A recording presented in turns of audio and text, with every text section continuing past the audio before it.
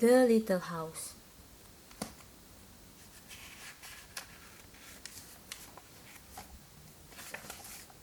Once upon a time, there was a little house way out in the country. She was a pretty little house, and she was strong and well built. The man who built her so well said, "This little house shall never be sold for gold or silver, and she will live to see our great-great-grandchildren living in her." The little house was very happy, and she sat on the hill and watched the countryside around her. She watched the sun rise in the morning, and she watched the sun set in the evening. Day followed day, each one a little different from the one before, but the little house stayed just the same. In the night, she watched the moon grow from a thin new moon to a full moon, then back again to a thin old moon. And when there was no moon, she watched the stars. Way off in the distance, she could see the lights of the city.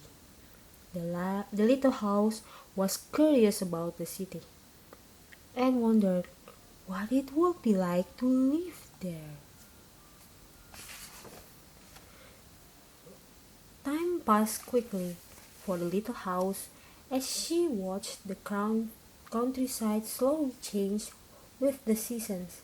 In the spring, when the days grew longer and the sun warmer, she waited for the first robin to return from the south. She watched the grass turn green. She watched the buds on the trees swell and the apple trees burst into blossom.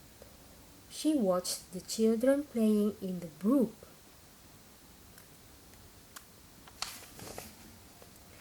In the long summer days, she sat in the sun and watched the trees cover themselves with leaves, and the white daisies cover the hill.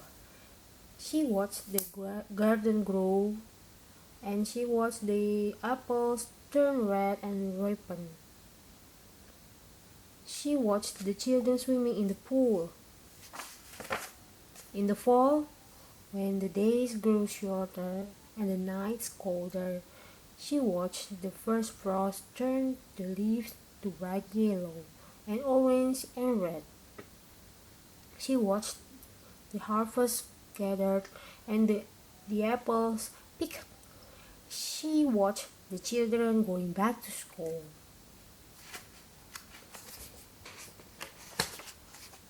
In the winter, when the nights were long and the days short, and the countryside covered with snow, she watched the children coasting and skating year followed year. The apple trees grew old and new ones were planted. The children grew up and went away to the city. And now at night the lights of the city seems brighter and closer. One day, the little house was surprised to see a horseless carriage coming down the winding country road. Pretty soon, there were more of them on the road and fewer carriages pulled by horses. Pretty soon along came some surveyors and surveyed a line in front of the little house. Pretty soon along came a steam shovel and dug a road through the hill covered with daisies. Then some trucks came and dumped big stones on the road. Then some trucks with the little stones. Then some trucks with tar and sand.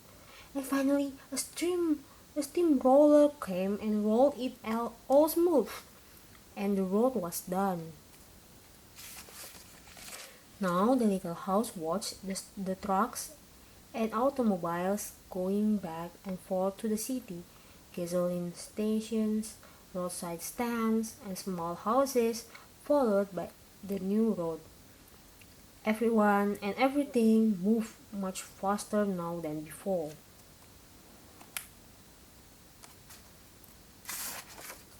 More roads were made, and the countryside was divided into lots, more houses and bigger houses, apartment houses and tenement houses, schools, stores, and garages spread over the land and crowded around the little house.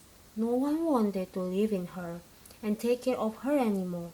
She couldn't be sold for gold or silver, so she just stayed there and watched. Now it was not so quiet and peaceful at night. Now the lights of the city were bright and very close, and the street lights shone all night. This must be living in the city, thought the little house, and didn't know whether she liked it or not. She missed the field of daisies and the apple trees dancing in the moonlight. Pretty soon there were trolley cars going back and forth in front of the little house. They went back and forth all day and part of the night. Everyone seemed to be very busy, and everyone seemed to be in a hurry. Pretty soon there was an elevated train going back and forth above the little house. The air was filled with dust and smoke, and the noise was so loud that it shook the little house. Now she couldn't tell when spring came, or summer, or fall, or winter. It all seems about the same. Pretty soon there was a subway going back and forth underneath the little house. She couldn't see it, but she could feel and hear it. People were moving faster and faster. No one noticed the little house anymore. They hurried by without a glance. Pretty soon, they tore down the apartment houses and the tenement houses around the little house and started digging big cellars, one on each side. The steam shovels dug down 3 stories on one side and 4 stories on the other side. Pretty soon they started building up. They built up 25 stories on one side and 35 stories on the other.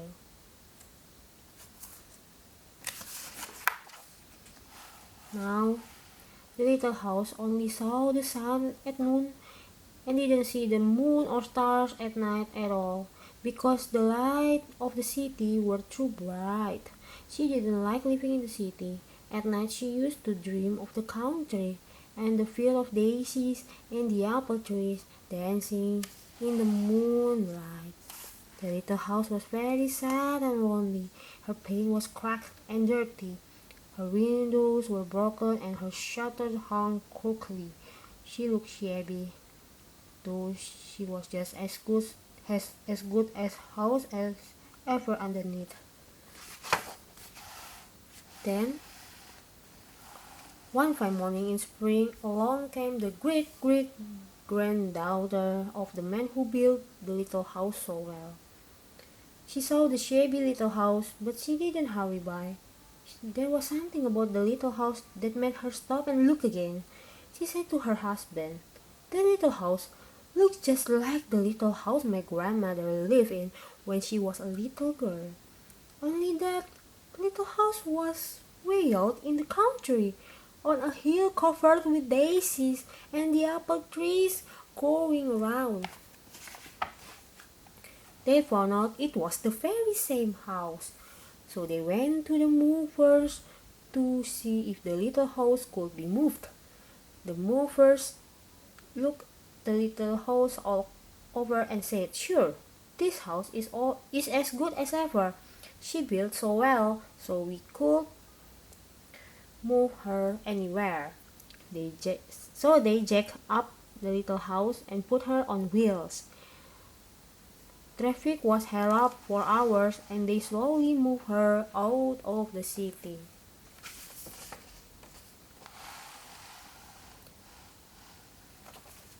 At first, the little house was frightened, but after she got used to it, she rather liked it. They rolled along the big road and they rolled along the little roads until they were way out in the country. When the little house saw the green grass and heard the birds singing, she didn't feel sad anymore. They went along and along, but they couldn't seem to find just the right place. They tried the little house here and they tried her there. Finally, they saw a little hill in the middle of a field and apple trees growing around. There, said the great great granddaughter. That's just the place. Yes, it is, said the little house to herself.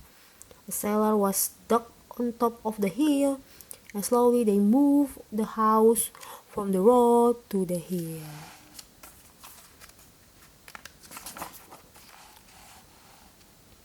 The window and shutters were fixed, and once again they painted her a lovely shade of pink.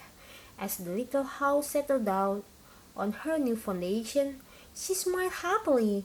Once again, she could watch the sun and moon and stars.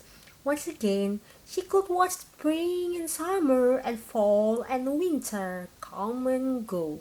Once again, she was lived in and taken care of. Never again would she be curious about the city. Never again would she want to live there. The stars twinkled above her. A new moon was coming up. It was spring, and all was quiet and peaceful in the country.